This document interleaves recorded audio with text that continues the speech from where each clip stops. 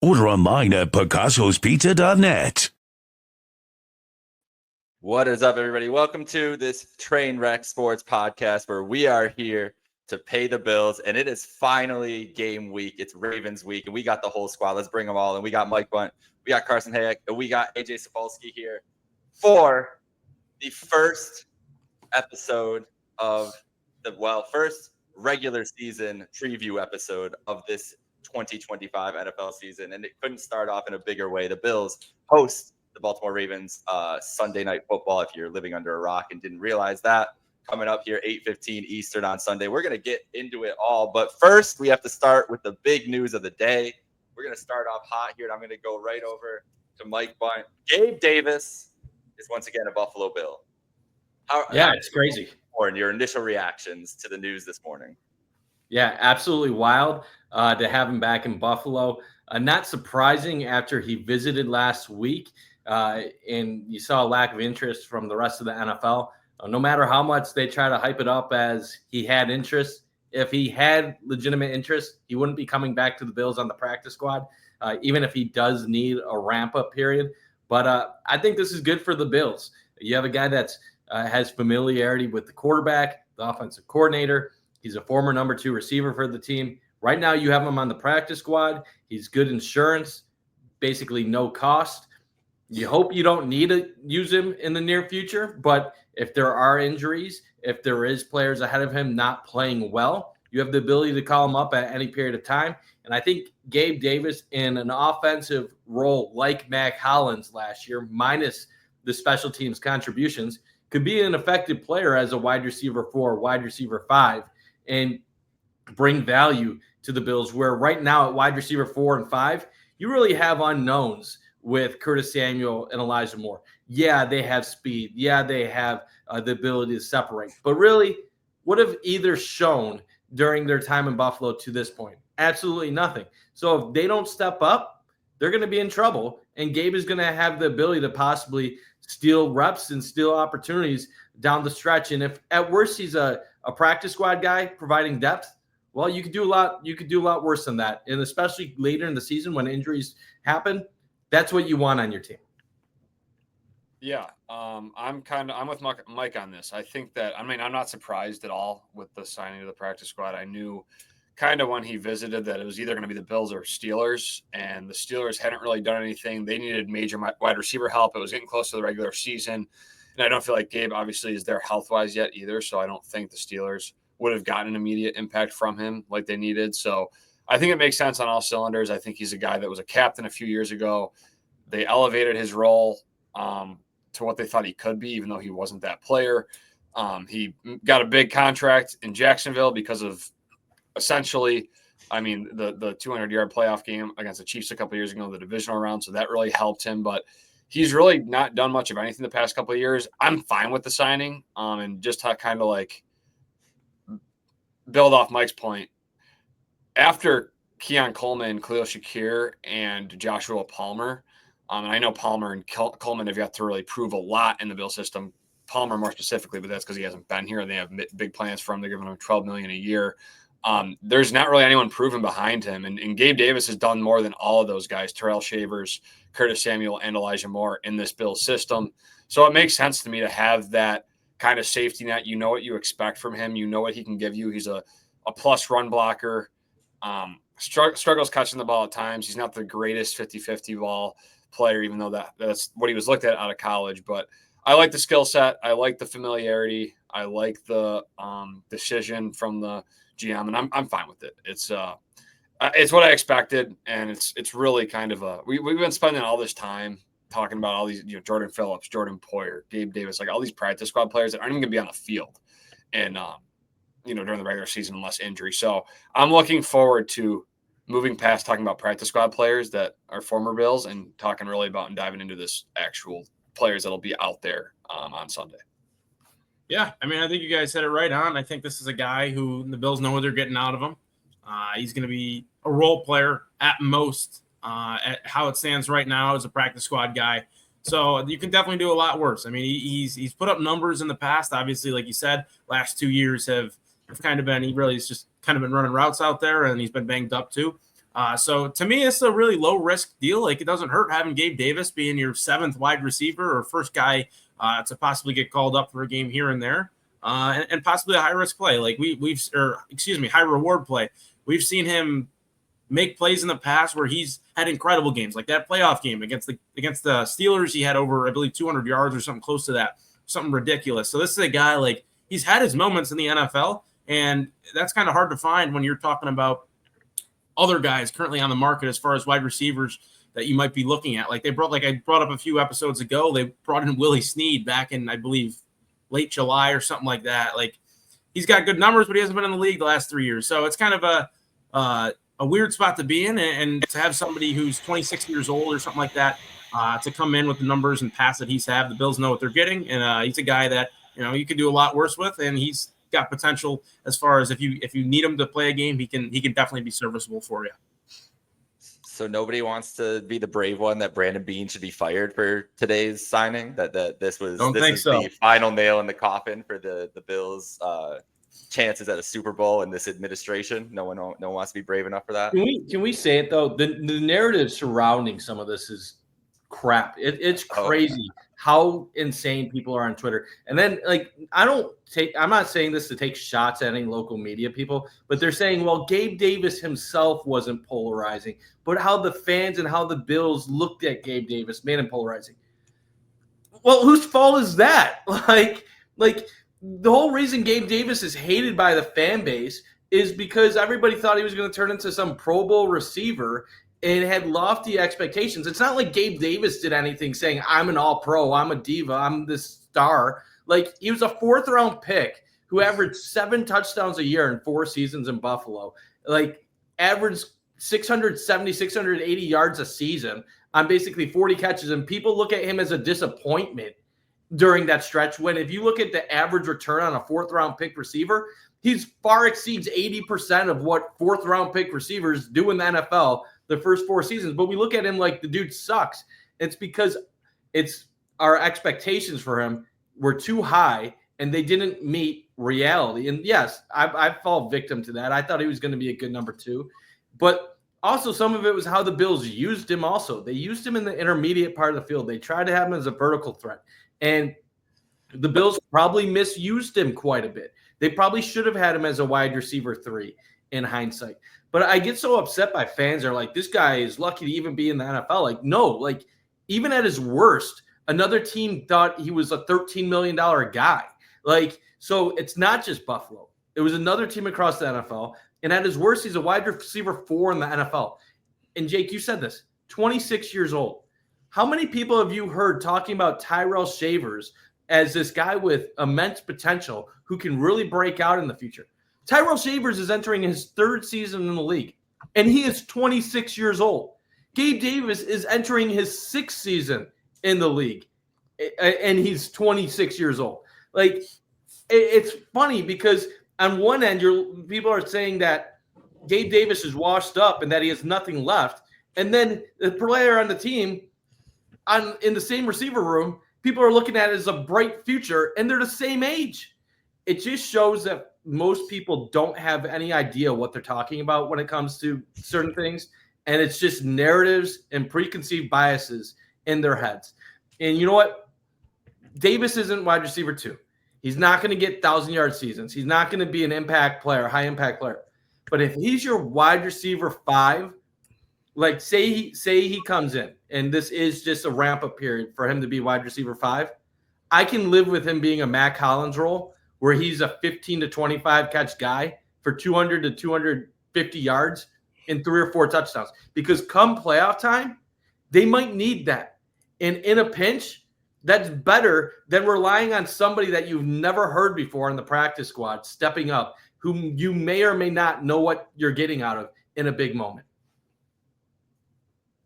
Yeah, it's not even about Gabe Davis or Jordan Phillips or any of these players, like who they are and what they could produce on the field at this point. It's that I just would love for these fans to go look at other teams' practice squads and just see like we're talking about like a tool that hopefully is never used during the year, or used for 1 or 2 elevations during the year, and is just an option for roster management as much as anything else. And I think having guys that know what the hell is going on and have helped form the culture that everybody around the league likes to praise and have great things to say about is just, I don't see how it's a bad thing. Now, maybe you just don't like Gabe Davis for various reasons, or Jordan Poyer or Jordan Phillips or any of these guys, and that's perfectly fine, whatever. But I just wish it was more honest than like, let's fire Brandon Beane because of the practice squad. Like, it's not going to make or break this season. Can we talk about the practice squad for a second? Sure. No, like, I know this, like, you guys are gonna laugh. I'm sorry for taking this over, but like, there's a lot of confusion about the Bills and how they run their practice squad. This ain't how it used to be 20 years ago, where you got 10 players and they're all players in the first or second year, and you're hoping that one of them has potential and you can eventually develop them into a pro. You get 6 spots for veterans, and people are acting like the Bills are just bringing back old washed-up players and that's all they're doing. The Bills have been bringing in veterans for the last several years, guys that have actually contributed on the team in critical moments. Last year they had Kareem Jackson brought in during training camp, practice squad, and then when they had safety injuries, Kareem Jackson was playing important games down the stretch for the Bills. A guy that was like 35, 36 years old who started for several years but came to Buffalo on the practice squad. The year before that, when they had linebacker issues, they brought him one of the starting linebackers from the Texans, and was on the practice squad. Now, he left after a month or two because he saw there wasn't an opportunity to really play, but this is not something that is new to the Bills. They had Josh Norman in. Remember how many people were laughing when they brought Josh Norman in, and they said, oh, this is just for the practice squad to mentor. Josh Norman ended up playing the maximum amount of games possible as a practice squad designee, and he did well in his limited amount of games. They've done it with John Brown. They did it an entire playoff stretch with Cole Beasley coming back to the team.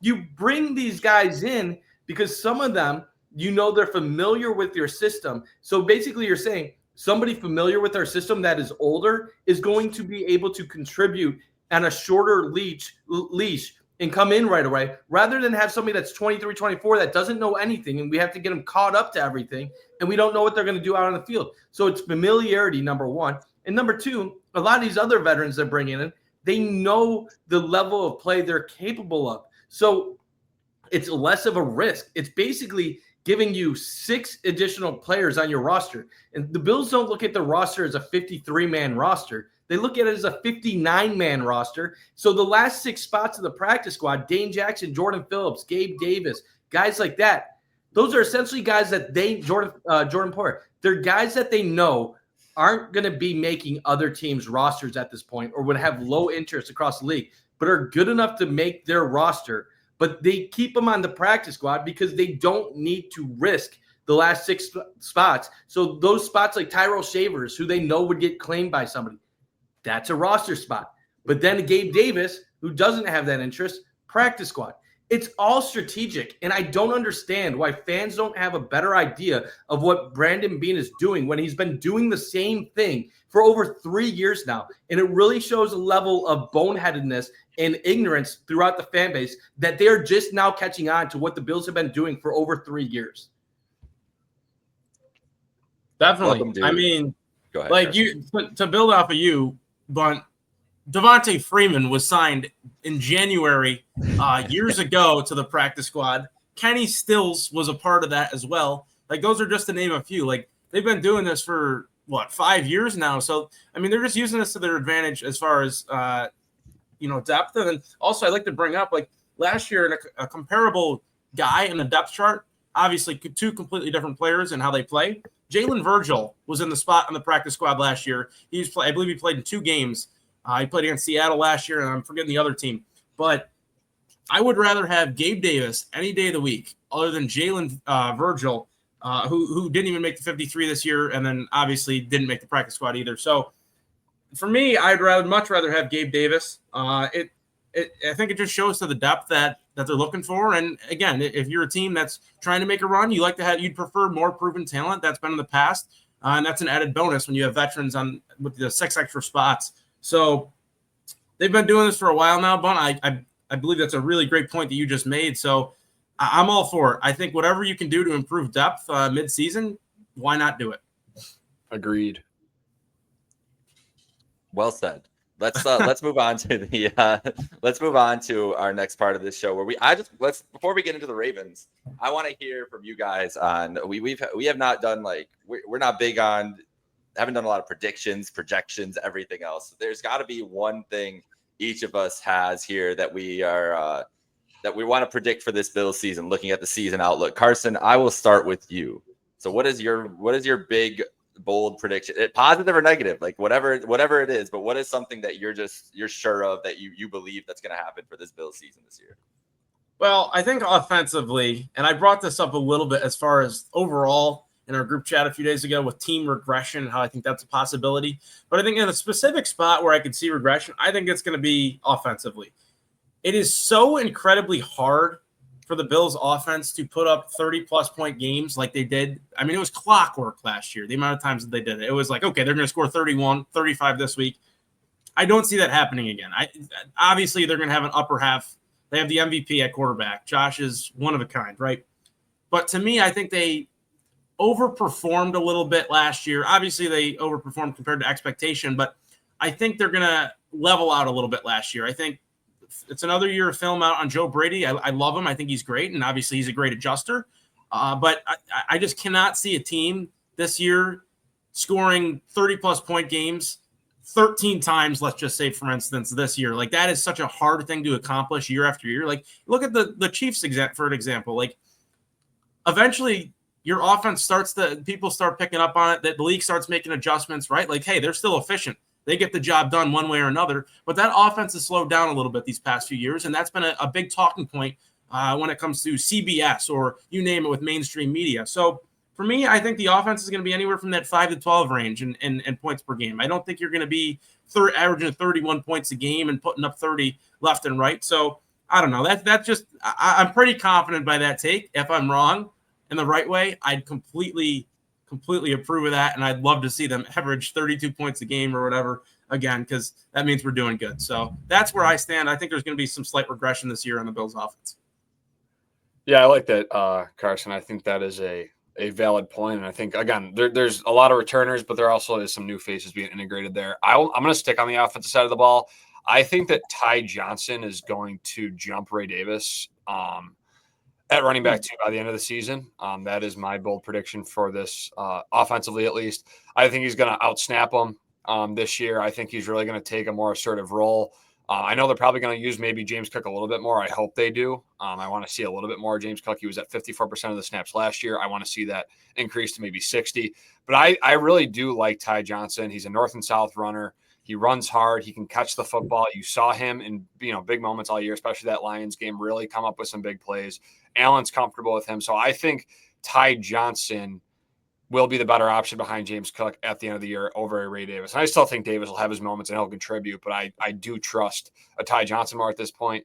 Defensively, I think Greg Rousseau will finally eclipse the 10-sack mark. I think he's going to benefit from Joey Bosa on the other side if he stays healthy. I think that the interior of the defensive line of Ed Oliver and Daquan Jones can be consistent. And now with the Dwayne Carter Achilles injury, hopefully he heals and can come back ready next year. I think Deion Walker and TJ Sanders will have a more increased role. So those guys will, really have to ramp up and step up in that rotation. So I think Greg Rousseau is going to take a step this year. I like what I've seen from him during camp in the preseason. And I think he's a guy that finally hits the 10-sack mark and benefits from all the collective signings that Brandon Beane has made along the defensive line. So I like what both of you guys said. Offensively, I don't think they're going to drop to 5 to 12 scoring offense, but I do think it's possible that they're going to drop a little bit offensively just because the league is always adjusting and they're figuring things out. I think a lot of people, even though they knew the Bills were going to run the ball more last season, due to their lack of quality receiver depth, were caught off guard at how efficient and how effective the Bills' run game was. And once they really got that going with their offensive line, they were able to take things by storm. And what was it, 8 games in a row with 30-plus points or something like that, which tied an NFL record. I don't see that happening again. Another product of that was the ability to create a lot of takeaways on defense while protecting the ball offensively. I would expect Josh Allen's turnover numbers to go up a little bit this year because he's probably going to pass a little bit more than what he did last season. If I'm going to make bold predictions this year, I don't know if this is going to be really bold, but I think the Bills defense gets back into like that top like 7 to 8 range in the league. Last year, metrically, DVOA, they were the number 11th ranked defense. But if you look at the more basic metrics, yards allowed per game, third down defense, rushing yards allowed per attempt, they weren't that good in the basic metrics. What really saved this defense last year was they created a lot of turnovers. And that's a big reason why the Bills had so much success. But when I look at what really killed the defense last year, it was a secondary that wasn't really up for the job. And it was a defensive line that was good, but wasn't great. I think the Bosa signing is going to be very big for this defense. I think they're going to be able to get a lot more pressure than what they have been able to get in the past. Pair that with Matt Milano being fully healthy, with Terrell Bernard, they're going to be creating havoc in that front seven, in my opinion. And that is going to make life easier for the secondary. I don't think the Bills secondary by any stretch of the imagination is elite, but you have Christian Benford, you have Taron Johnson, you have good enough high-end talent there to where I don't believe that Cole Bishop or DeMar Hamlin, whoever ends up being that guy, most likely Cole Bishop, and let's say it's Dorian Strong or Jamarcus Ingram to start the season, even if it is Trey, I don't think those two guys are low enough players to where this entire defense is going to fall apart. You look at – this is a crazy stat that I looked up. Everyone says how takeaways are product of luck and not something that you can consistently expect out of a defense on a yearly basis. The last 5 years, the Bills have been number 3 in takeaways 4 times. In the 1 year they weren't third, they were 4th. McDermott has had top 10 in takeaways every year he's been in Buffalo as head coach. And he's been, even going back to his Carolina days, he's been top 10 in takeaways with his defenses going back to 2013. Takeaways are what the Bills defense is built on. So when everybody says this is a bend but don't break defense, some elements of that is true. Like they'll let you run the ball. But what I think fans really mistake the Bills defense is the Bills defense is what you would call an aggressive defense. When you're consistently leading the league or in the top 5 in the league in takeaways, it's because you're confusing offenses. So we need to stop this whole, like, the Bills just give up yards, then get lucky with takeaways. No, their entire defense is schemed on. We're going to generate pressure from the forward-man rush, which they're always normally around 10 to 15 in sacks. So even with lack of, like, pressure in normal old-school ways, they still end up above average in sacks and pressures. Then create bad mistakes by the quarterback and let your secondary feast. And I think this year is going to be the year they take a step forward in that route. And I guess my last bold prediction, I won't say it for this season, but I'll say it for the next 2 years to give me some leeway when this happens. I do think if the Bills are going to make it to the Super Bowl, it is happening either this year or next year. This is the window right now. The next 2 years is the window for the Bills to get there and win one. And I think they will get to one eventually, either this year or next year. Couldn't just stick it to this year, Mike. Had to take the cop out of next year. Had to take next year. I see. That's like we'll go semi-bold. We'll go aerial semi-bold with the last one. But I like what you said about the D-line. I said that about the D-line last year, so I can't just be doing this. I'm gonna be the boy who cried. Well, I will say this, Jake. Yeah, what were my bold predictions last year? I don't remember what I did. I had two bold predictions last year. The one was that Josh Allen was going to win MVP, and then the other one was that the defense wasn't going to be as good as what you thought. And he did. You did say like 8 to 12 range. They were going to fall closer to 10 to 12, which DVOA 11 is right in the middle. So I don't know. Maybe I got lucky last year. We'll see this year. Bills fans won't give you credit if they don't make the Super Bowl this year for that one. I'm just gonna let you know you'll have to do some ringing there.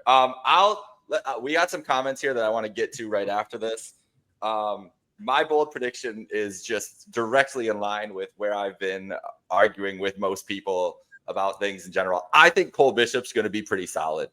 I just think there's a track record of the Bills developing defensive players in the back seven enough that we should think that he's not going to just be a negative defensively. Like the same talk happened about Terrell Bernard 2 years ago, where everybody was up in arms about him being in a starting position. Where did Matt Milano come from? Matt Milano wasn't a guy that was thought to be a superstar right away. That's a linebacker position. Christian Benford was a 6th round pick, is now one of the best cornerbacks in the league. Cam Lewis and Jamarcus Ingram were guys who they're not stars, but they're developed into useful pieces on this team who can play and are going to have roles again this year. We could go to Jordan Poyer coming around 6-7 years ago. What was Jordan Poyer's career like before? And I know that he was dealing with a lot of personal issues and everything else on his side, but what was he doing on the field before he showed up to Buffalo?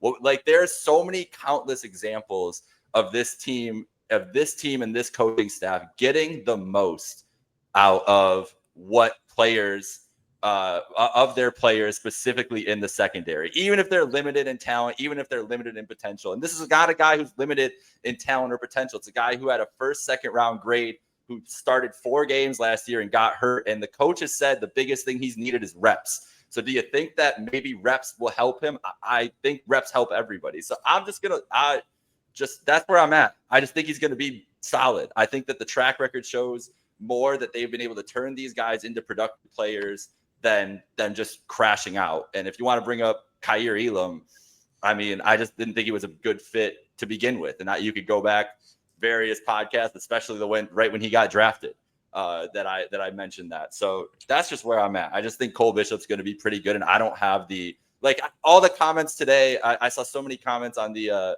Trainwreck Instagram and posts when Gabe Davis got signed. I said, is that a safety? And I'm like, what are we doing here?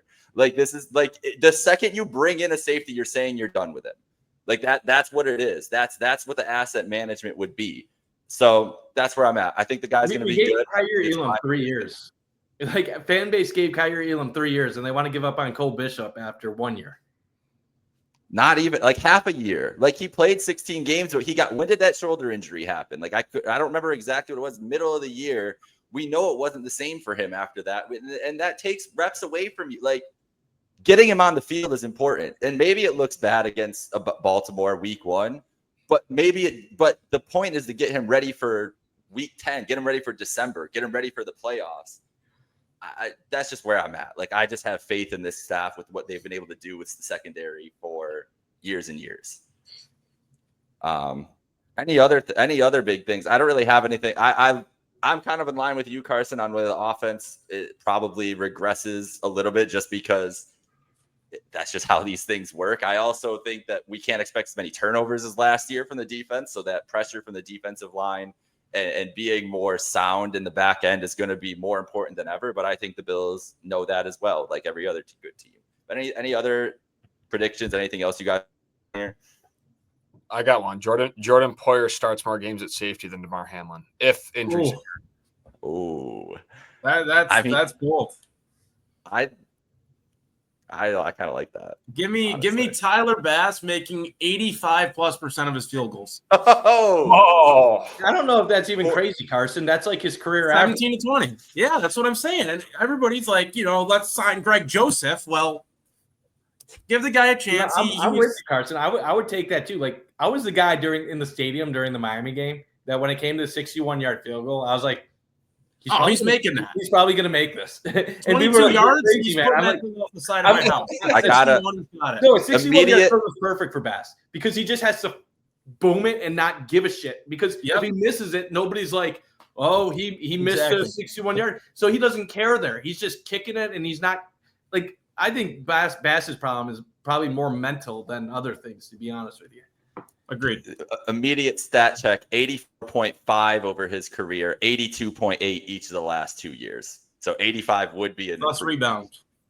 Good, needs the rebound. I think it's the confounding thing is the short kicks that he misses. Like the fact that he can hit the 61. Like, yeah, but like it's even throughout the preseason, like a miss from 33, a miss from 40. It's like. I feel like Bills fans are more just like want some consistency with the misses rather than them just being from all over the field, all over distances, everything else. Like it's not a crapshoot, but everybody, like we're talking about a fan base who's up in arms about a wide receiver signed to the practice squad. So they're gonna pinpoint the kicker if he misses a kick that they think he should hit. That's for sure. You know what's tough though? Half these kickers kicking domes now. And Tyler Bass is kicking in Buffalo and wind and elements. If Tyler Bass kicked for an indoor team, he's probably kicking. Imagine if he was in Denver. He'd be hitting 70 yards. I think the kicking conversation in Buffalo is so overblown with him. Because let's be real, Bass is kind of not your prototypical kicker.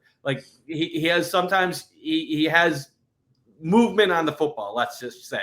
So he can have some of the ugliest kicks you'll ever see, which makes him look really horrible. But then you look at his percentages and where it lines up.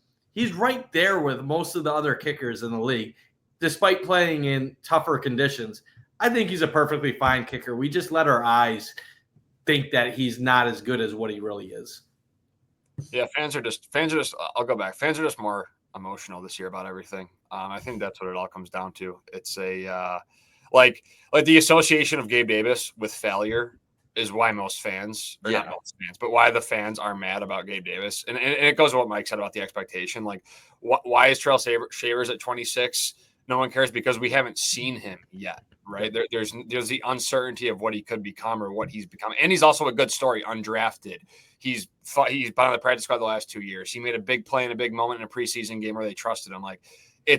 He's easier to root for than a Gabe Davis, who they thought was going to be a guy where the Bills put him in an elevated role, and he didn't live up to the fans' expectations. So it's just more. It's like going through a drought, but with falling short in the playoffs. It's just the heightened emotions every year of fans, and some of that leads to thinking in a more dull way. That's just how it is. That's how people do it. It's hard to think logically when you are so uptight and frustrated constantly with falling short. So then everything you do, you just overanalyze it and think, oh, this isn't good. He was here when they had 13 seconds. He was here and didn't live up to his expectations. Or a Jordan Poyer, he was here, but he didn't get it done. Jordan, same thing. So it's I think it's that association with not knowing that really gets fans upset more than I think. It's just emotional reaction to more than I think. And they don't like the player themselves on top of it. You're right. You're right on, AJ. And I agree 100% with that. It's the connecting them with falling short. Correct. And saying these guys didn't get it done then when they were healthy. And that's why I get it in a way. I don't agree with it, but I understand why you'd be oh my God, Gabe Davis again, really? I understand the reaction. What I'm saying is it's a flawed reaction. It's not a rational one. You're definitely right with emotion. My thing is, we shouldn't be reacting that way. We need to realize, okay, Gabe Davis is a 26-year-old receiver that has the ability to impact and contribute to an NFL team. We shouldn't be killing him just because he was on a team that fell short in 13 seconds. Because if we're going to be real, what's the position that most people associate failure with a football team when they fall short? It's quarterback.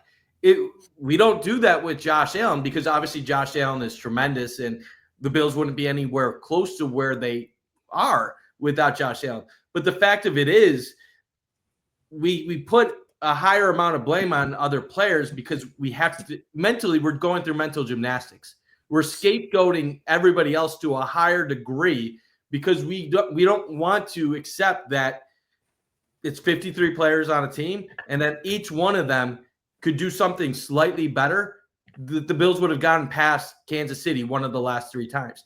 And that's the tough part because a lot of people can't accept that just because you think Josh Allen is amazing doesn't mean that he isn't above criticism. You can say Josh Allen is the MVP quarterback, one of the best players in the league, and yet if he would have made a few more plays against Kansas City in any one of those 3 games, the Bills would have been in a Super Bowl likely one of those years. But a big portion of our fan base struggles to say that. And let's be real, you could be saying he's 1% of the blame. But to act like Gabe Davis is 20% of the blame is a crazy, it's just mental gymnastics. And that's the problem. And that's the reason why I do like this young core. Because they're mostly free of all of the shit that the older players had to go through. So a lot of the fans, we can at least move on with a lot of it. But I guess bringing these guys back is a reminder of they haven't gotten done. And I think as Josh Allen gets older and his years start to diminish during his prime, that stress and anxiety is only going to get worse and worse and worse. If he's 33, 34, 35 and still hasn't won one, our fan base is going to be intolerable during that stretch. Yep. That's way too far in advance for me to even be considering at the moment, to be honest. I think that we have a lot of years of prime Josh Allen left, but in this fan base, like I hear you when you say the next 2 years are the window, but I don't think Josh Allen's going to be like not a top 10 quarterback in 2 years. And we've seen this team be able to maneuver cap gymnastics last year and still produce a winning football team. So to me, I get the frustration of being a team that hasn't done it and hasn't gotten it done. But I also just don't understand it at all, because if you just open the perspective up league wide, even conference wide a little bit, who else has broken through the door? Like, that's where we're at. We're talking about, and everybody goes to the Bengals. Okay, the Bengals made the Super Bowl a couple years ago, and then they didn't make the playoffs for the last 2 years. Like, what are we like? What would you rather be? Yeah. Like, that's my point. Like, I would rather be the team that's consistently great and right there, especially after what we had, how long we know, like, you can go without being relevant in the league. So I just think that is the perspective that is last in these conversations. I get it, but I feel I sat through all these games too and watched all these games and felt all the same things, and yet I still come back into the year expecting them to be. I'm with you, Jake. Jake, I'm with you. But as AJ can vouch, and we've had these conversations a lot because he'll throw the common fan at me, and it's hard for the average person to accept that during this last 6 years, the Bills are probably on the greatest run of any team in the history of the NFL that didn't go to at least a Super Bowl. So it's the whole, if they didn't go to one during this stretch of years, how are they going to get there? And this is where I'm with you on Jake, where I'm with you on everything, Jake. Just because they didn't do it the last 6 years, like, they might have another 6 years coming up where they're equally good to what they have been, if not better, and they'll have more and more opportunities, and they just have to take advantage of it. And like you said, the Bengals haven't won one. They at least got to one, which is why people look at them differently. The Ravens with Lamar Jackson, he's had a historic run for 5 years, but he hasn't gotten to one. And this is why it always comes back to, at some point in time, you have to just give credit where credit is due. The Kansas City Chiefs have been on some historic run. They've been to 5 of the last 7 Super Bowls. And the 2 years they didn't go, they lost in overtime. And people want to say, well, the Bills have had opportunities. It's amazing the Bills have even had opportunities. The Bills have come as close as anybody to really beating them. It's just that they've had 3 heartbreaking losses back to back to back in the playoffs against them. And all you're really hoping is that in the next 5 years, they find a way to win one of them. And if they win one of them and they take advantage, then we move past all this. But we also have the defeatist Buffalo sports mentality, where we always assume what the worst is going to happen will happen. If we lived in Philadelphia, if we lived in New York, LA, Atlanta, anywhere else in the country where we have won championships, where we didn't have 50-plus year droughts, we would not be having the same mentality we are having right now. We think this way because we have suffered 4 Super Bowl losses in a row. We haven't won a Super Bowl. We haven't won a Stanley Cup. So we just assume we're going to find a way to screw it up, because that's the way we think as a fan base. And it's irrational, and it is not backed in facts. But until we win one, that is how Buffalo sports fans are going to be approaching this, because they already feel like we have wasted our opportunities. And like, not to like negate your bold prediction about like the 2-year window, but didn't also, like, there was also people, podcasters, national media, local media telling us for the last 4 years before this, maybe not in the reset year, but maybe the years before that, like 2020 to 2023, that this is a Super Bowl window with Josh Allen. He's on a cheap contract. The contract hasn't kicked in. They got Von Miller. Like, for me personally, I said this in the chat the other day, like I still feel great about the season, and I think they have a chance. But when they signed Von Miller going into that year, coming off what happened, that was the most confident I had felt going into a season about the Bills going to a Super Bowl.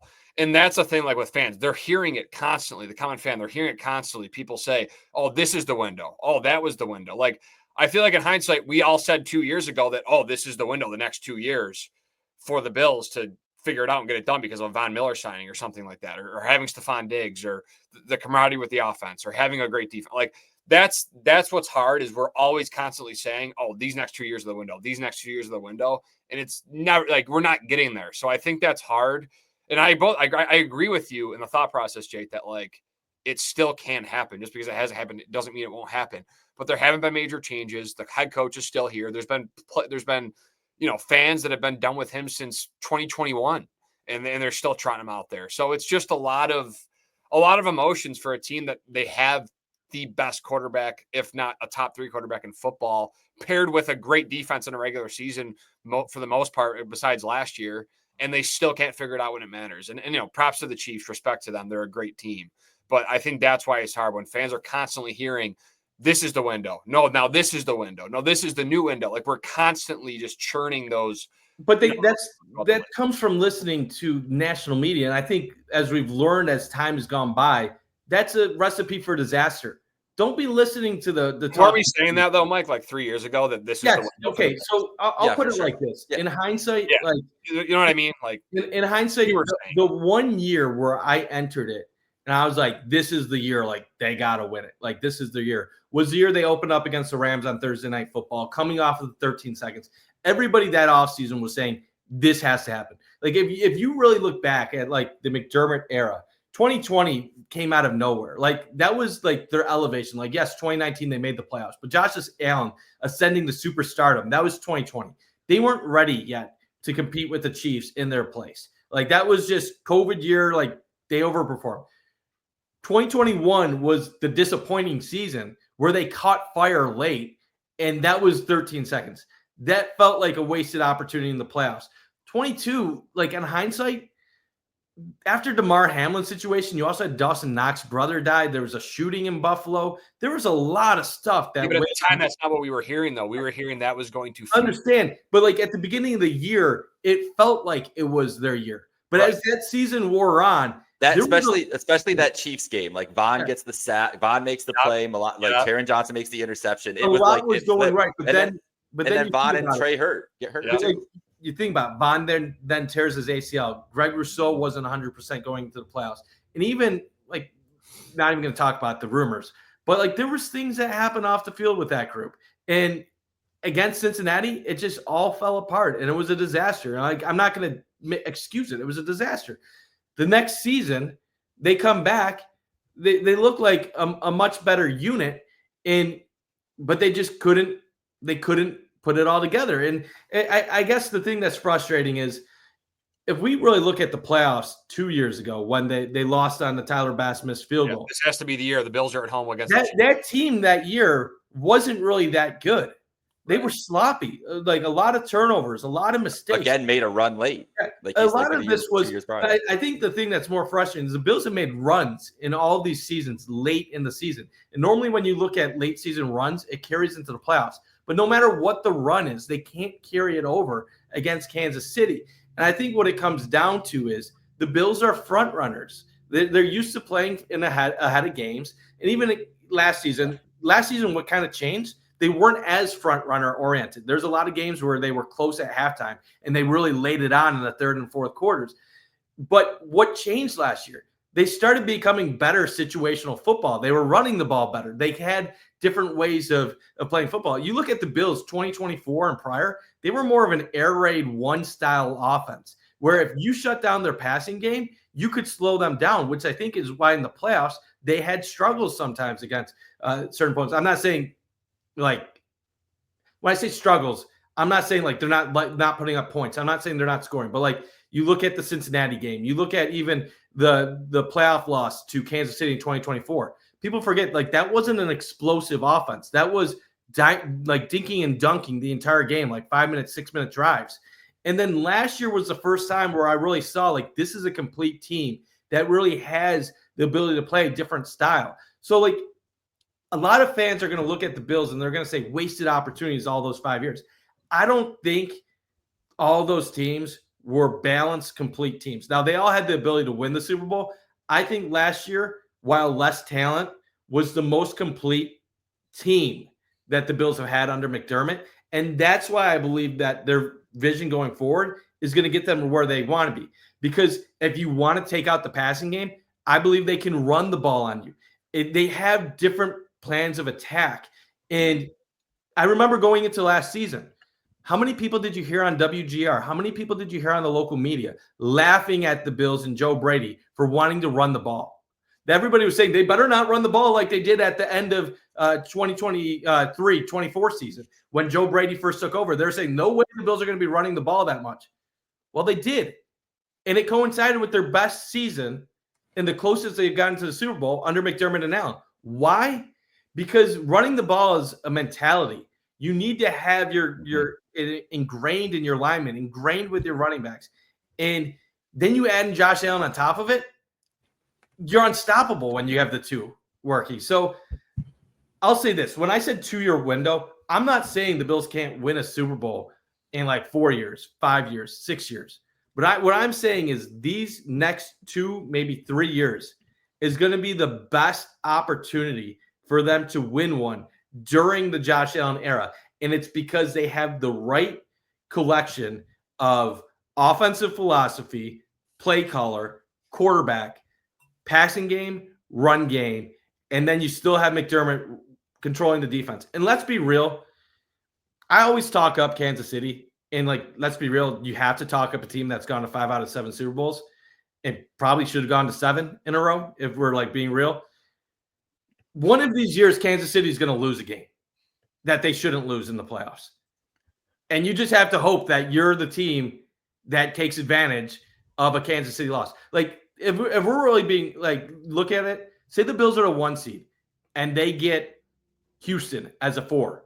And then the 2-3, say Baltimore has a tough year and it's Pittsburgh as a 3 or Cincinnati, like Pittsburgh or Cincy as a 3 and Kansas City's a 2. And Pittsburgh upsets Kansas City in the playoffs. They just get a great defensive day. And it's Pittsburgh coming to Buffalo in the AFC Championship. You're probably going to think Buffalo's going to go to the Super Bowl in that scenario. So it's really when you get that opportunity, take advantage of it. So far, the Bills haven't been lucky enough to have that opportunity. But when that opportunity comes, they need to take advantage of it. And Kansas City, people talk about the Bills rolling through the AFC East.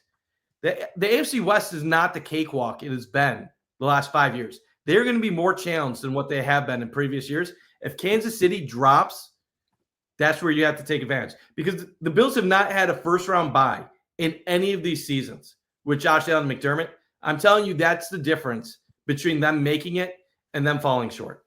Well, yeah, that's one big thing that is just like an operational thing of the league. But the league switching to 7 playoff teams as the Bills turned into a top 2 team in the AFC pretty much every year, and losing that bye has had more of an effect than anybody really wants to admit, honestly. I also want to go back to the fact these last 2 games, the last 2 years against Kansas City, 3 points, 3 points. Like, these are like the margin is as thin as you can possibly get. And if you want to, like, the team I always bring back up and I think is very fair to be compared to is the 2000s Colts. The 2 years before they made the Super Bowl, got blown out by New England and lost by 10 to New England.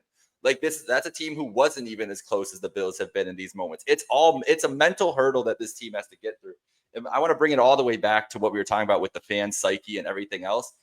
I'm so adamant about it because I think that it has a tangible effect on how this team looks at everything and their mentality going into these games, because it's such a tight-knit community, because Josh Allen is in the community and sees people, because Deion Dawkins is in the community and sees people, because Khalil Shakir is in the community and sees people. It is a college town feel, and you're telling me they don't hear it every year? You don't tell me there's not random Joe Schmo fan walking up to me like, this got to be the year, guy. Like, it's not like that in these big cities. It's just not. It's not like, I live in Chicago. It's not like that here. Like, it's not the same. It's a different kind of pressure, but it's more of a media pressure. It's more of like a lot of noise and a lot of things like, it's not directly hearing from the people in your community and taking on this generational trauma that this team shouldn't have to. They have their own shit to go through. They shouldn't have to deal with the generational trauma of Buffalo sports, because nobody should have to deal with what that entails and what it is. So I think fans who just sit there and are endlessly negative need to reflect on how that actually affects the community and the psyche and everything around this team, especially as you get into the playoffs and start spreading that shit around, because I just think it has a tangible effect on the mental spot that this team needs to get into to be able to get over this immense hurdle that is Kansas City and getting back to another Super Bowl. Like, I don't think that's nothing. I don't know how much it is, but I don't think it's nothing. That's for sure. We know the connection to the community goes both ways. What's that? Sorry. We know with the Sabres, it's a real thing. And me and AJ used to joke. No, I'm not even joking around. Like, me and AJ used to joke about this a couple years ago. But like, when the fans were booing them, like, you could say, yeah, it's fair, it's deserved. Like, they've missed the playoffs 14 straight years. It got reported that there was players on the team pissed off at the fan base because they're like, we haven't been here for 14 years. We've been here for 1 or 2 years, and you're booing us for something that is the fault of the organization for the last decade. And they held it personally. And I know for a fact from people I like connected to the Sabres, there's players on the Sabres that legit hate the fan base. Like, and I'll guarantee you some things, those players, they're not battling for the city. They're not putting their 100% in for the city. They're doing it for themselves. So that means I'm going to do a selfish play to stat pad that might cost the team. They might do it and they won't care because they're going to be gone anyway. And I'm not saying this is happening with the Bills, but Jake is absolutely right. Like, players are on social media. Players go out in town. They have to grocery shop. They have to get food. They have to still live their lives. I was just in New York City, and I've been in Toronto several times. When you're in Toronto, you can see Toronto Maple Leafs players walking by. They're dressing in suits, and they just blend in with everybody else because everybody else is wearing a suit. Like, you're dressed up. You're in a big city. You're just another rich person walking down Midtown or whatever, and you can blend in. Josh Allen can't blend in Buffalo. Half these players on the Bills can't blend in. And I'm not saying that it bothers them, but a lot of these guys, once they get to being professionals, they don't want to be bothered. They want to be alone. They want their privacy. And I guarantee you, Jake, it's probably not a big thing, but it definitely has an impact. Now, at the same time, they spend more time together as teammates because of that, so they can build bonds with each other. And that's a good thing, as we saw with Hard Knocks. But I will say, like, when you've lost 3 or 4 times to the same team in the playoffs, like, let's be real, we already know what the storyline is going to be happening if they play again. And you could say Terrell Bernard could say it doesn't impact him. Rookies can say it won't impact them. The moment they make one mistake and they hear the murmur or the silence of the crowd, they're going to be thinking about it.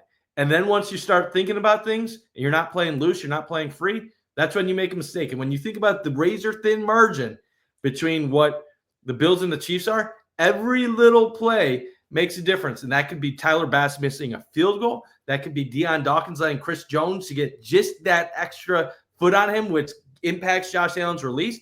It could be Josh Allen in KC missing a wide-open Curtis Samuel who would have had 30 yards downfield, or him coming out of the gate and having 2 overthrows on the first drive of the game, almost leading to interceptions. Yes. That's not happening. That's not happening in October. That's not happening in November. And you know what the difference is? The Bills get out to a 7-0 lead in that game. You get the nerves out of the way, and then you kick ass. When you're doing that against Kansas City in the playoffs and you're overhyped or you're thinking about something, you fall behind, and then the entire rest of the game is different. So we can all say, like, oh, he's been great. Yes, Josh Allen has been great. All these other guys have been great. Great is not good enough when you're going up against one of the greatest dynasties in the history of the NFL. You have to be, I'm not perfect, but you have to not get in your own way. And at the end of the day, the Bills lose to the Chiefs because the Bills hurt themselves more than what the Chiefs hurt themselves when the moment is at its biggest. Yeah, man. Carson, you jumped back in here. Do you have any other thoughts before we move on to some Ravens Yeah, stuff? I mean, I didn't really touch in because I didn't want to restate something you guys already said and look like a jackass more than I already am. So I figured, like, hey, like you talked about it, like, it's just minute details. That's the game of football. You're really playing yourself. Alignment, assignment, technique, that's all it is. So when it comes to the 1% details, you got to do it. You got to get it correct. And Allen's start to the KC game, I'm so glad you brought that up because I had that circled on the sheet of paper. Unacceptable. Obviously, you got to understand it. Huge pressure environment with the past and the trauma, everything that's happened there. You got to understand that. It's something that's going to happen every single game when these teams match up in the playoffs. It's just how it is. But you can't have missed throws. It was just a brutal start. And there you go, chasing points, and then that starts to seek in, right? So once you start chasing, it becomes tough. And obviously they put themselves in a position to win that game. And, maybe a call from the referees helps you out every now and again. And that didn't happen. So, it's just all the little stuff that adds up eventually, and it starts to take a toll. And I think the fan base has every right to be a little bit more emotional about this year. Like we've seen it. We're getting a little bit more spoiled each year, forgetting about those drought years that I'm sure Bunt and Jake like to rip on me and AJ about because, I guess we haven't experienced it. But regardless, we're spoiled right now to have the MVP, leading our group, the franchise quarterback we were looking for 20 years before I was even born. So, hey, I'm looking forward to this year, right? Like, Bun, I wouldn't even put the 2-year window on it. I know you said that they could win it 6 years down the road, right? But like, as long as they got Josh, man, they got a chance. With that said, though, injuries do matter, but with Josh, they got a chance, and we really are great to have him. So let's look ahead, huh? Let's look forward. Yeah, let's do it. Isn't it crazy? We've got almost an hour in the show and we haven't talked about the Ravens, which is literally a playoff rematch in the AFC divisional on Sunday Night Football, like game of the year, week 1. Like we might need to get a couple minutes on the Ravens. Yeah, I think we have trauma that we don't know about. I think that's why we wouldn't. Oh, we do. That's what this all is for sure. I'm just we're there. But this is good. I think we have to have these conversations and have to reset because it's a big year. Like it is a big year. There is a lot of expectation. Like you said, AJ earlier, like they're stress. Its tensions are higher right now. Like stress is higher right now because the continued results, because of the MVP, because everything else. Like that's where we're at. And it's hard. It's not a answer people want to hear. Like the margins are thin and maybe it's a 50-50 shot and they'll get it this time. Like it's not comforting. It's not comforting for an emotional fan base who's been through it, but it's real. And that's the thing. It just is what it is. We'll just have to see. Like this is a great point. From Partham here, new plays and looks from the Chiefs in the postseason.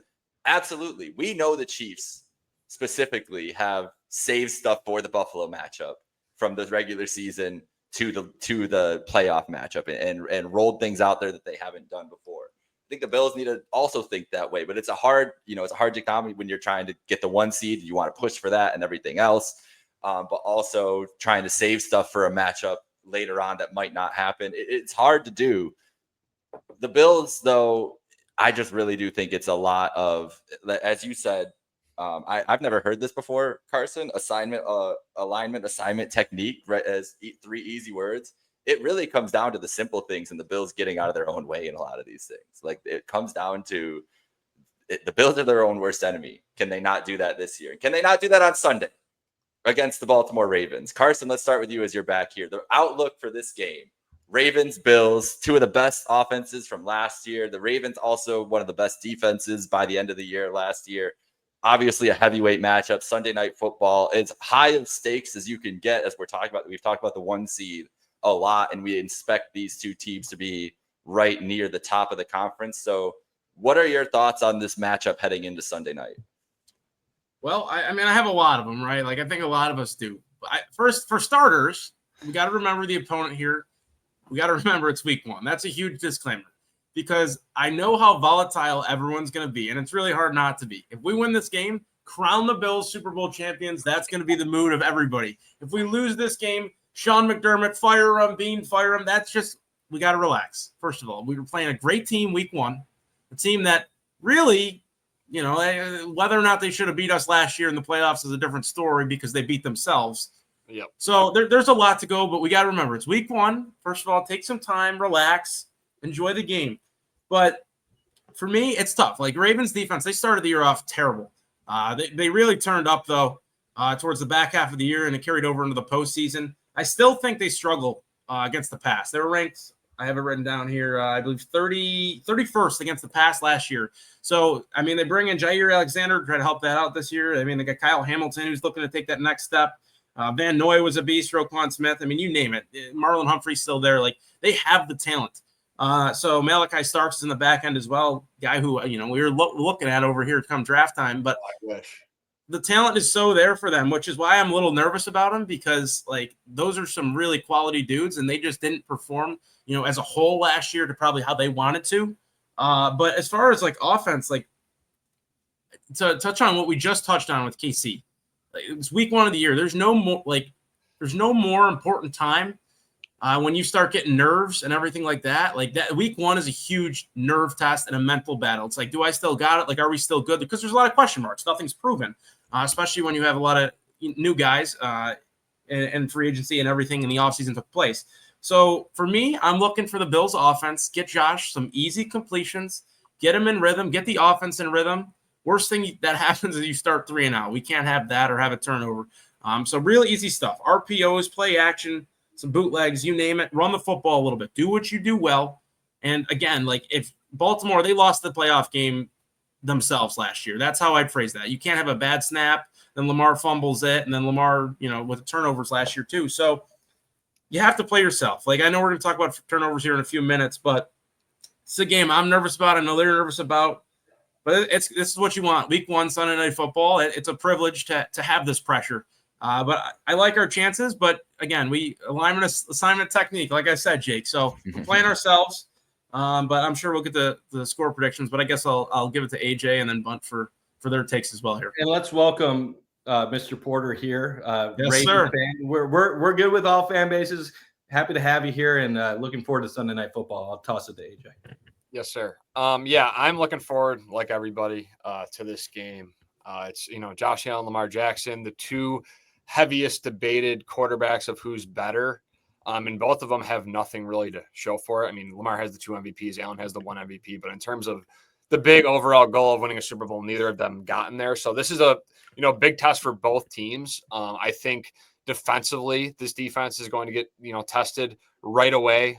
You're thrown into, you're at home, which will help. The crowd noise will play a factor, but Lamar's been here a couple of times now. He is a veteran quarterback in this league. Now they have Zay Flowers has been in this league now. Isaiah Likely, Mark Andrews, their whole offense is really very experienced and has been in these situations. So I think the Bills defense is going to have to come to play. I'm really interested to see how this defensive line plays against Lamar. Can they contain him? I think tackling defensively is going to be the biggest thing for this Bills defense, tackling in open space, getting Lamar Jackson down, even if he does scramble, right? Make him slide or gang tackle him. Same with Derrick Henry. Henry averaged, quick stat, 2.8 yards after contact per attempt last season.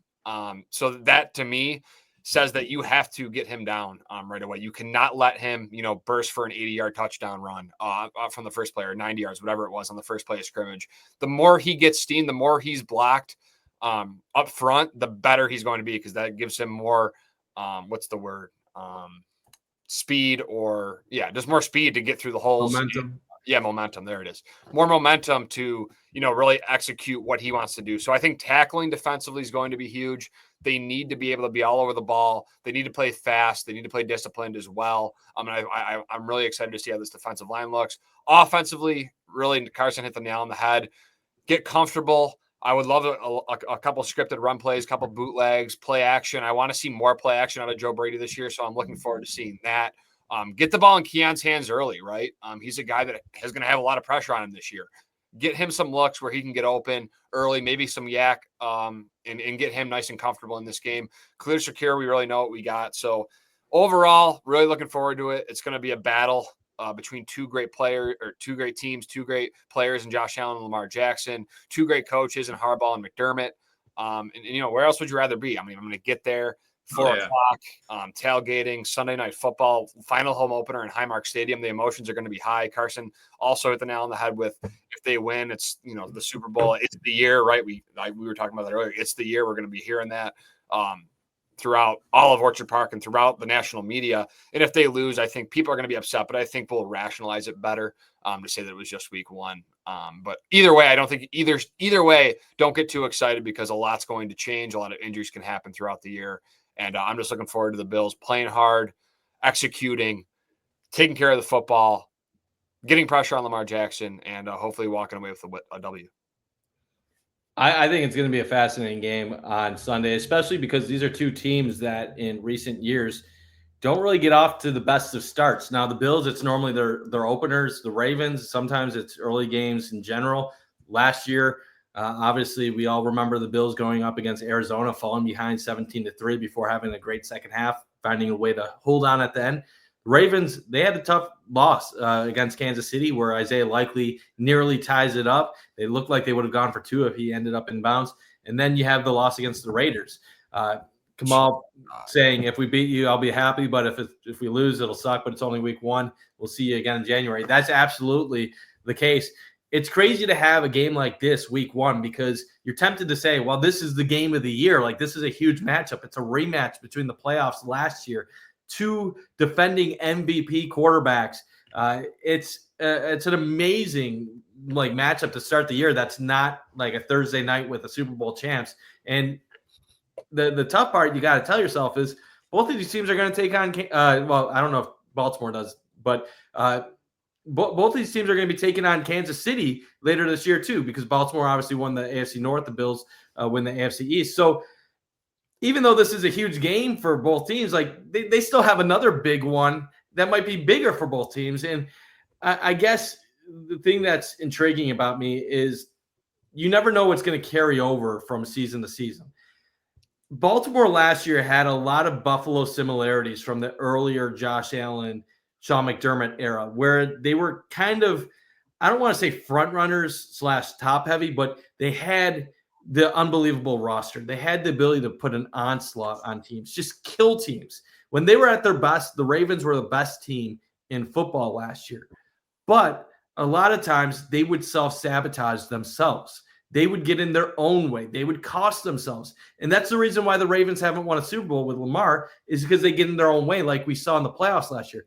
In the regular season down on Sunday Night Football in Baltimore, they trounced the Bills. They killed them. We have not seen almost anybody, even the Chiefs, do that to the Bills over the last 3+ years. But the Ravens did. And even if the Bills had injuries and we're trying to figure things out, the Ravens killed Buffalo. And then even in the playoff game last year, the Ravens outgained the Bills by 140 yards.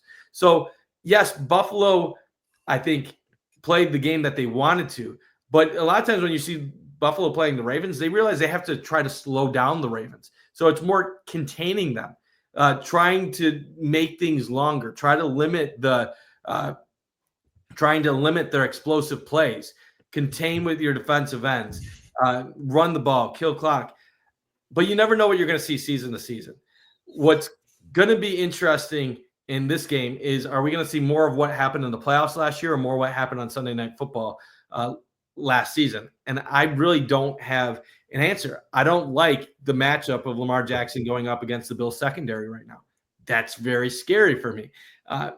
But when you have Josh Allen, you have all these guys on offense, James Cook, Coleman, Palmer, Shakir, you should be able to score with them.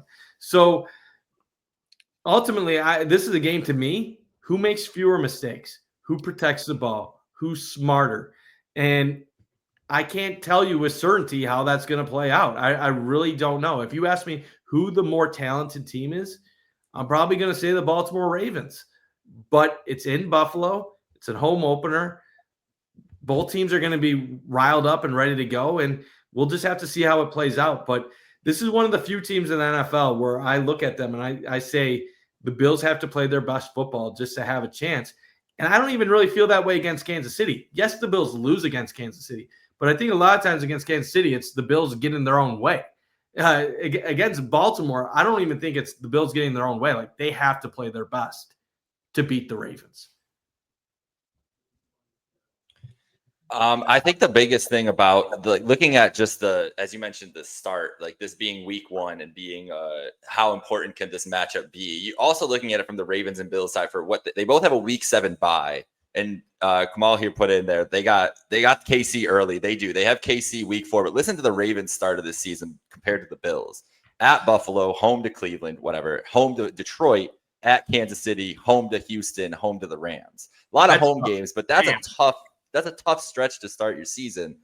Conversely, Bills obviously start with Baltimore, then it's at the Jets, Miami, New Orleans, New England, at Atlanta. Like getting off to a hot start and having momentum early is more. The Bills are going to have time to correct. The Bills playing the Jets next week is going to feel, and playing Justin Fields compared to Lamar Jackson is going to feel like switching from Heisman to rookie.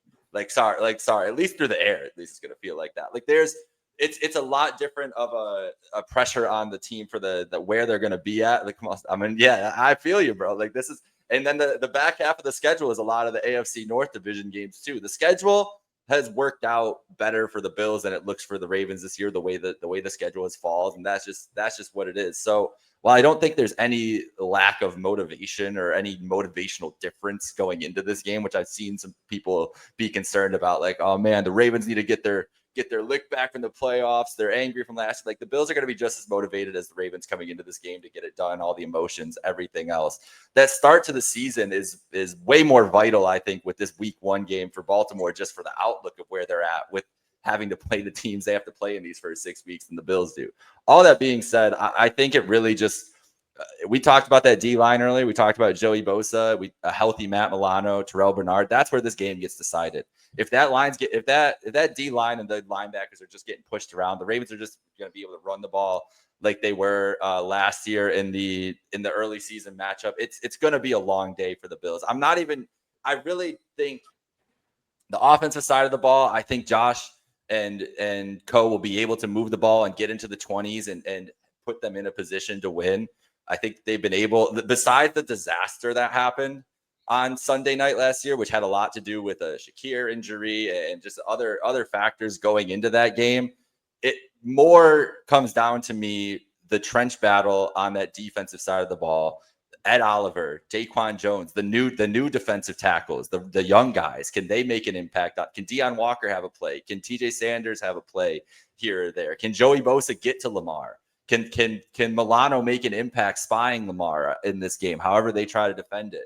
Can they contain Derrick Henry from having the 70-yard run for a touchdown in this game, or the big, chunk plays that seem to always happen in these big games against the Bills in the run game? Like that might be what I say for every game this season in these big games, but like that's where this is going to be decided as much as anything. Yeah, because that will allow, like Mike, you mentioned the secondary. I'm a little concerned about the secondary, but if the D-line plays well, it's going to make Christian Benford and whoever is playing across from him life a lot easier against Flowers and everything else.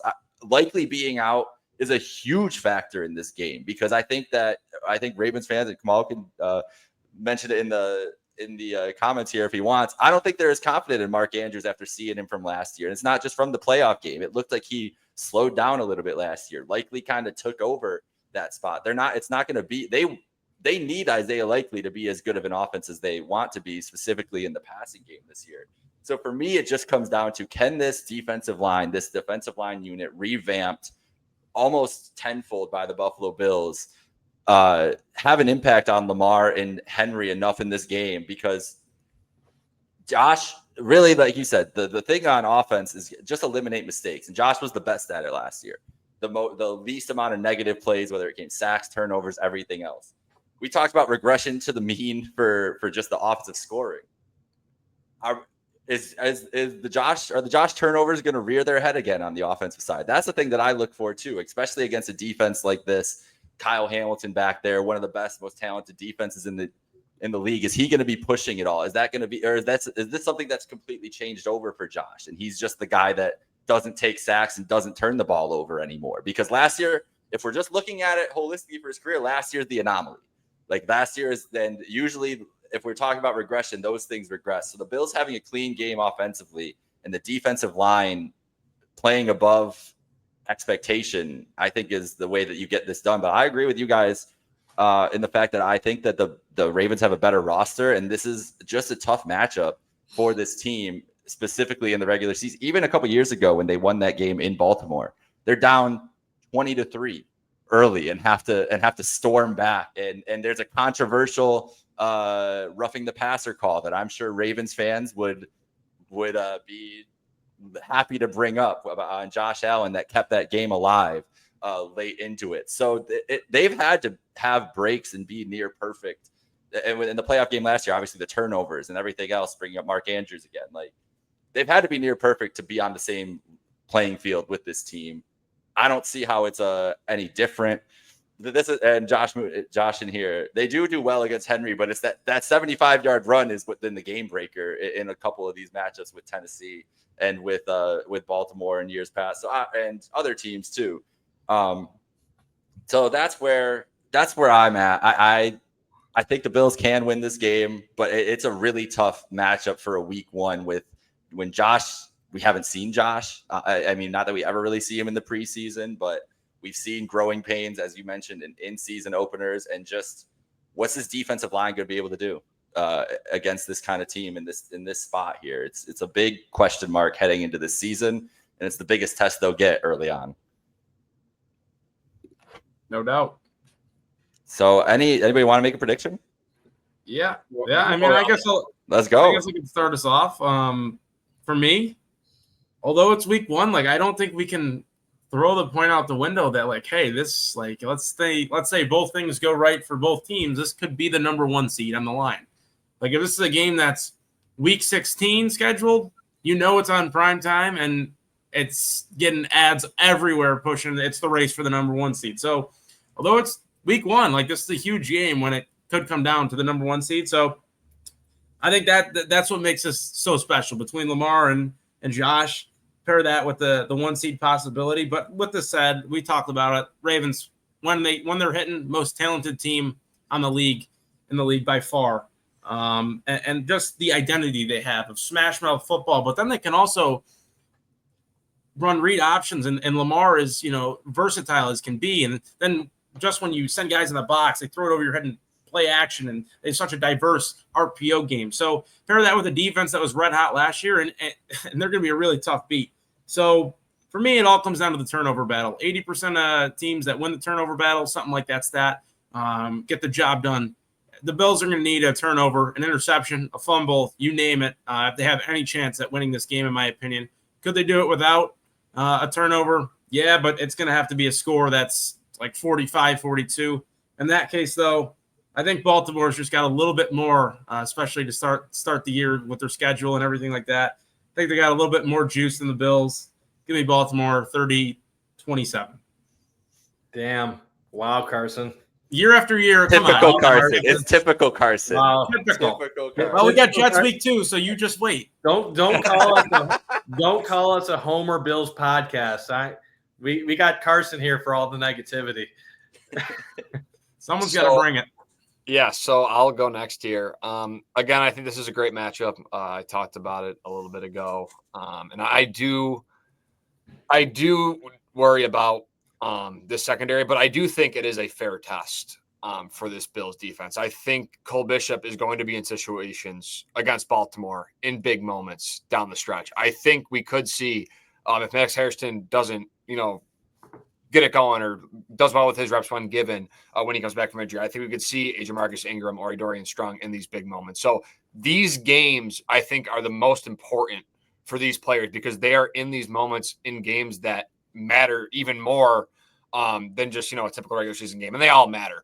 But I think this Bills team, and we talked about the schedules and how the Ravens might have a little bit more juice because they got a tough stretch. I think the Bills, you could look at it this way too. I think the Bills are looking at it. If you look at a schedule in quarters, I mean, if you get by this Ravens team, you're probably feeling really good going into week 2 and week 3, week 4, and moving forward there, that you do have a little bit easier of a schedule. So if you can get by this really hard test, you can figure out the kinks and be 1-0 and then kind of, ride and pick up momentum. And then when you're challenged again with Kansas City, and I think they play Houston, and there's a couple other challenges down there, especially later in the season, you're ready for those moments. So I think this is a really big test for this team.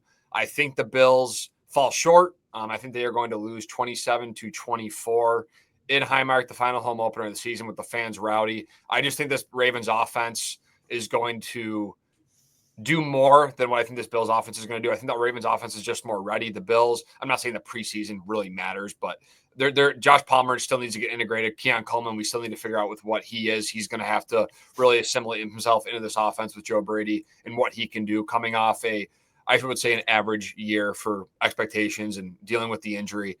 So I like this Ravens team. I think defensively, I mean, there's studs all over it. And I just think they're going to have enough to come in and beat Buffalo and get the job done. Wow.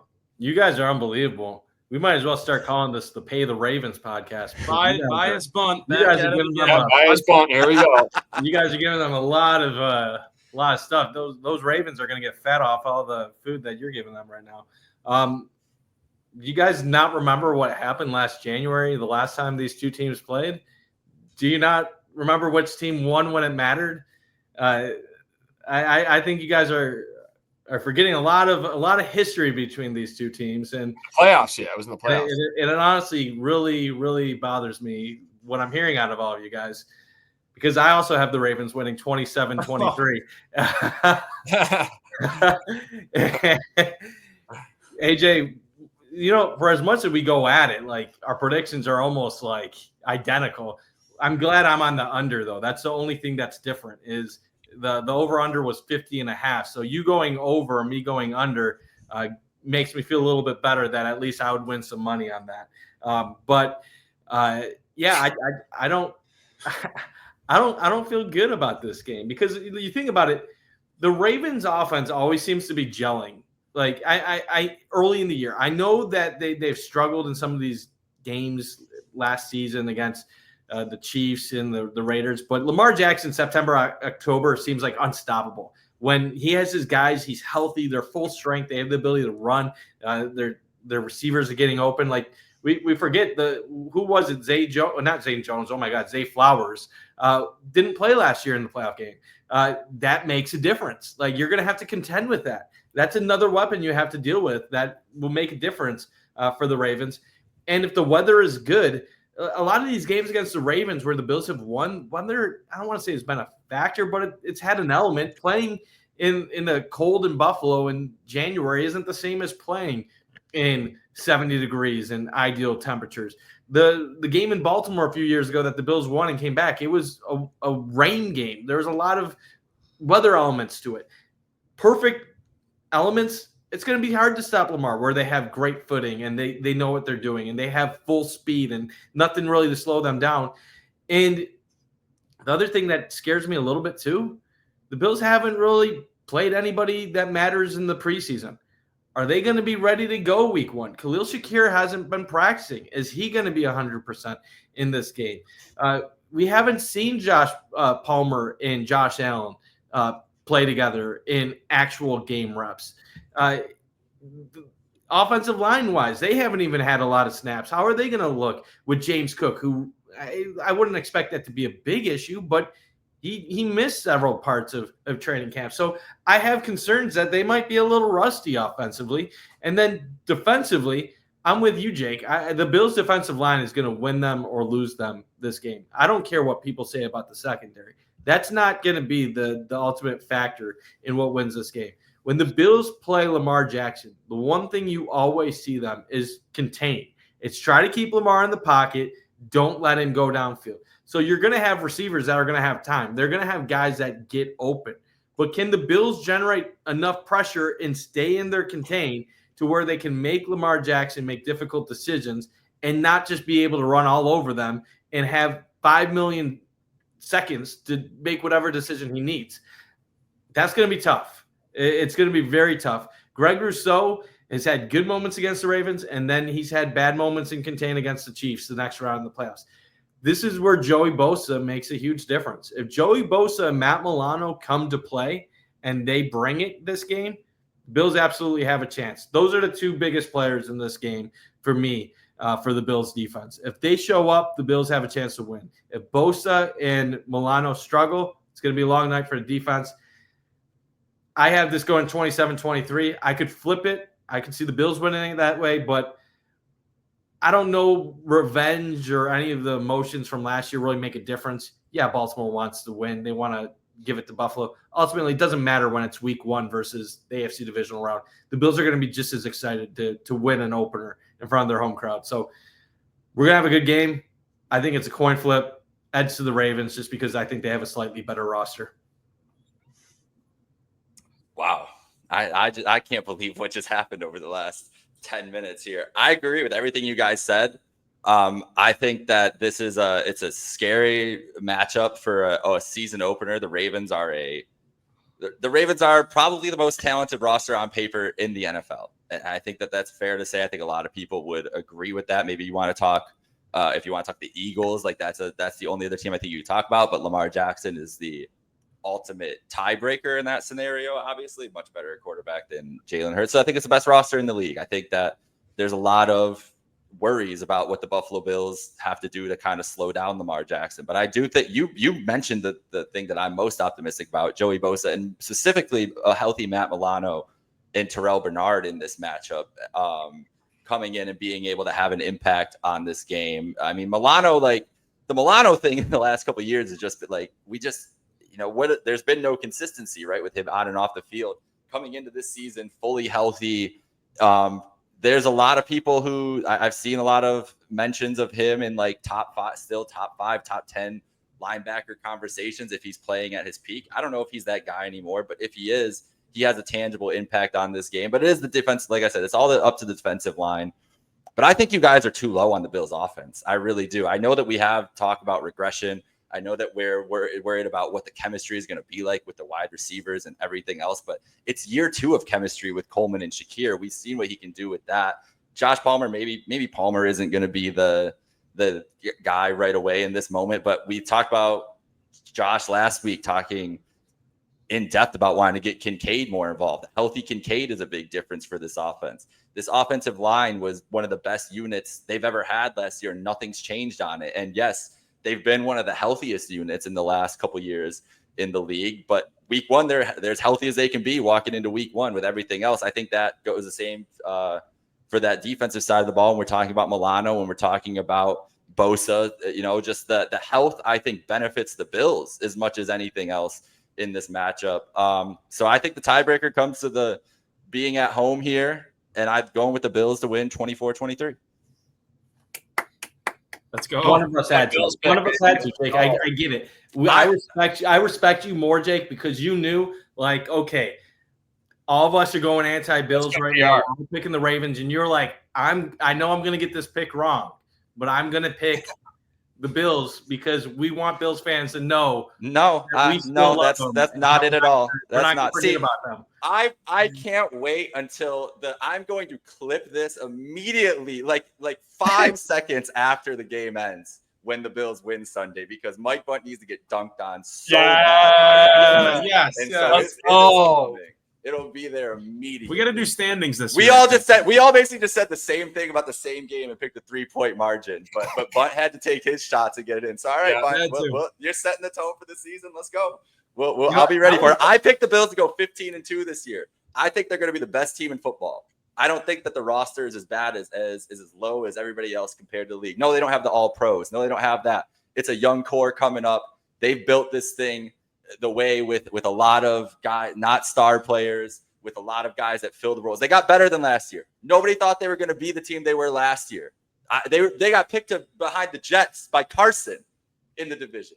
Carson, that was pretty bad, man. I'm sorry, dude. So I'm sorry. Bunt, you picked the Sabres to make the offs too. I still think the best thing, and I think that this game, one way or the other, these are 2 of the best teams in the NFL. And by the way, Jake, I hope I'm wrong. Can't wait. I hope we're all wrong. I would hope you're wrong. Yeah. You know what? I know.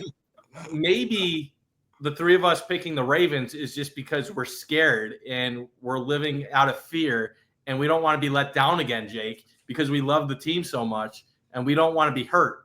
I don't live in fear. I don't know what to tell you. Obviously you don't. You picked them to go 15-2. So yep. It's the jinx. That's where we're at. I can't jinx this team more than anybody else has throughout history. Listen, everybody else, I'm not taking blame for this trauma here for anything else. Maybe don't build on an Indian burial ground. I'll just keep coming back to it. It's not a great idea ever in history. So, but hey, if it's me saying the Bills will do it, I'll take it. I don't care like what the result of this game is. I still have a feeling like the Bills are going to start 6-1. If they lose this with the next 6 games, I think they could roll out a streak of 6 straight after this. So regardless of what happens this game, I feel like we're going to be talking about a 1 seed midway through the season. Just because the Bills' schedule, the way it goes after this, unless they somehow get upset against Miami or New England, which I don't see those happening, like this is a season where it is lined up to be in that 1 seed competition. Another guy just picked the Bills to go to the Super Bowl and win it, Adam Shine. That's on top of Bill Simmons, a lot of different people throughout NFL circles. So we'll see if people are right or not. But either way, regardless of what happens week 1 against the Ravens, both of these teams are going to be fine. They're both going to have a great season. And ultimately, the Bills have probably a slight advantage over the Ravens for the majority of the year, just because they're contending with the AFC East, while the Ravens have to contend with the AFC North. And Cincinnati and Pittsburgh pose bigger problems than what Miami and New England do. And then you factor in that this game is in Buffalo and what their schedule is afterwards, while the Ravens have to play a lot of difficult teams. But this could go either way. We'll see how it plays out. And I think you're looking at the 2 most talented teams in the AFC this season. I know the Chiefs have gone to 5 of the last 7 Super Bowls. If I was picking an AFC championship right now, this would be the matchup. I think this is the year Kansas City doesn't make it back. That's my bold pick. That's a bold pick. With that. Yeah, you should have. Yeah, that would have been a hot start for sure. I do think there's something to the division and the AFC West being a thing. We'll see. It's going to be fun. I'll have a lot more NFL predictions later on this week for everybody following along Trainwreck Sports. So keep it tuned there. I'll put everything on paper, everything out there for you all to rip apart at some point during the season if you'd like. But I think we paid the bills here. AJ, Mike, anything else before we go? Looking forward. All good? Ready for Sunday? Oh, I'm excited. Can't wait. It's wild. I can't believe we're here. Almost here. I mean, hey, we got real NFL football in 2 days. We got Eagles, Cowboys Thursday night kicking us all off, and then I'm sure we'll be locked in Friday night for Mike's prediction to come true about the Chiefs here. Maybe they lose to the Chargers week 1 in Brazil. That'd be a hot start. The Fighting Harbaughs, you never know. But great weekend on tap. In the AFC Championship. Hey, wait, what? Did you say the Chargers? Chiefs will be in the AFC Championship. Oh, okay. I also think it's going to be Bills Chiefs in the AFC Championship. Yikes. That's where I'm leaning towards too. But hey, 0-5. Hey, we'll be back. We'll be around all this week getting ready for the game and on game day and post game and throughout the whole season. So thank you for joining along. If you joined along to this episode of that's one thing we can share for sure, Ravens fans. And I think pretty much 31 other fan bases. We all hate Case. Someone's got to get it done. It's not going to be us. It's got to be them. If they win one this year, oh man, Taylor Swift getting an honorary Super Bowl ring is not what I need in my life. Like no shade to her music. I do like it, but we don't need that. All right, we paid the bills. Thank you guys. Have a good one. Go Bills. Peace out.